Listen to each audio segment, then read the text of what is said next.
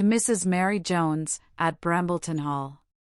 Dear Mary Jones, Lady Griskin's butler, Mr. Crumb, having got Squire Barton to frank me a kiver, I would not neglect to let you know how it is with me, and the rest of the family. I could not write by John Thomas, because he went away in a huff, at a minute's warning. He and Chowder could not agree, and so they fit upon the road, and Chowder bit his thumb, and he swore he would do him a mischief, and he spoke saucy to mistress, whereby the squire turned him off in gudgeon, and by God's providence we picked up another footman, called Humphrey Clinker, a good soul as ever broke bread, which shews that a scalded cat may prove a good mouser, and a hound be staunch, though he has got narrow hair on his buttocks, but the proudest nose may be broke to the grindstone by sickness and misfortunes. 0 Molly. What shall I say of London? All the towns that ever I beheld in my born days are no more than Welsh barrows and cromlechs to this wonderful city. Even Bath itself is but a village, in the name of God. One would think there's no end of the streets, but the Land's End. Then there's such a power of people, going hurry-scurry. Such a racket of coxes.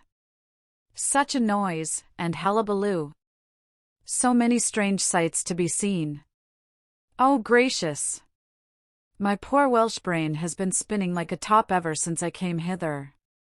And I have seen the park, and the pale ass of St. Gimses, and the king's and the queen's magisterial pursing, and the sweet young princes, and the hilly fence, and piebald ass, and all the rest of the royal family.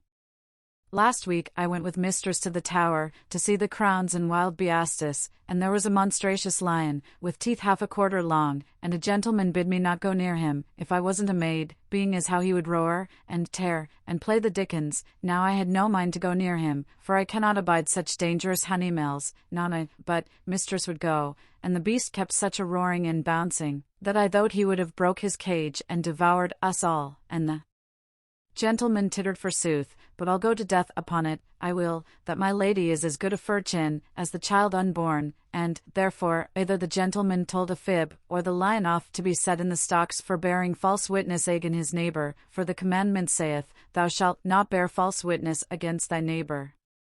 I was afterwards of a party at Sadler's Wells, where I saw such tumbling and dancing upon ropes and wires, that I was frightened and ready to go into a fit. I thought it was all enchantment, and, believing myself bewitched, began for to cry. You knows as how the witches in Wales fly upon broomsticks, but here was flying without any broomstick, or thing in the Varsal world, and firing of pistols in the air, and blowing of trumpets, and swinging, and rolling of wheelbarrows upon a wire, God bless us, no thicker than a sewing thread, that, to be sure, they must deal with the devil.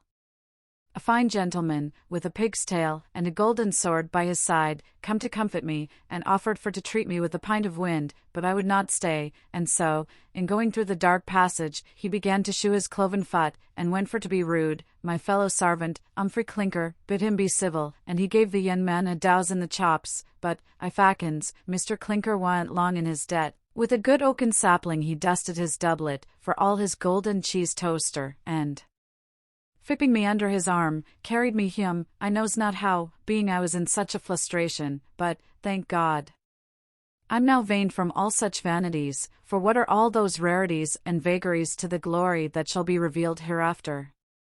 Oh, Molly! Let not your poor heart be puffed up with vanity. I had almost forgot to tell you that I have had my hair cut and pippered, and singed, and bolstered, and buckled, in the newest fashion, by a French freezer, Parlez-vous Francie v. Mademoiselle. I now carries my head higher than arrow private gentlewoman of Valais. Last night, coming home from the meeting, I was taken by lamplight for an eminent poulterer's daughter, a great beauty, but as I was saying, this is all vanity and vexation of spirit. The pleasures of London are no better than Sowerway and stale cider when compared to the joys of the New Jerusalem. Dear Mary Jones, and please God when I return, I'll bring you a new cap, with a turkey shell comb, and a pie-house sermon, that was preached in the tabernacle, and I pray of all love, you will mind your writing and your spilling, for, craving your pardon, Molly, it made me sue it to decipher your last scrabble, which was delivered by the hind at Bath 0, Voman. Voman! If thou hadst but the least consumption of what pleasure we scullers have, when we can conster the Crabbit's buck off hand, and spell the Ethnich words without looking at the primer. As for Mr. Clinker, he is qualified to be a clerk to a parish, but I'll say no more. Remember me to Saul, poor soul. It goes to my heart to think she don't yet know her letters, but all in God's good time. It shall go hard, but I will bring her the ABC in gingerbread, and that, you knows, will be learning to her taste. Mistress says, we are going a long journey to the north, but go where we will, I shall ever be, dear Mary Jones, yours, with true affection, Win. Jenkins, London, June 3rd.